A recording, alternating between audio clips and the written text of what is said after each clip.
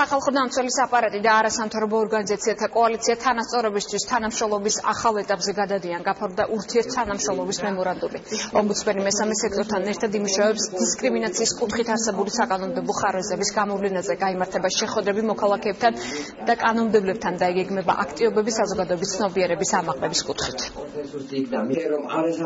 მიზანი მემორანდუმის არის უფრო მჭიდრო თანამშრომლობა სახალხო დამცველის და არასამთავრობო ორგანიზაციებს შორის იმ საკითხებზე, რომელიც უკავშირდება დისკრიმინაციის ფაქტების იდენტიფიცირებას, კანონის აღსრულებას, სახალხო დამცველის მანდატის გაძლიერებას და ზოგადად ცნობიერების ამაღლებას დისკრიმინაციის საკითხებზე. არის რაღაც მომენტები, რომელიც უფრო მეტ დახვეწას საჭიროებს კანონში, რომელიც გასუწეს იყო მიღებული მაისში დისკრიმინაციის ყველა ფორმის აღმოფხრის შესახებ, სადაც ჩვენ ამ საკითხებზე მუშაობას ერთობლივად გავაგრძელებთ. ამის შემდეგ ძალიან ბევრი кейსი, ძალიან ბევრი საქმე ერთად შეთანხმებულად იქნება წაღებული სასამართლოში, ან რეკომენდირებული სხვადასხვა უწყებისთვის.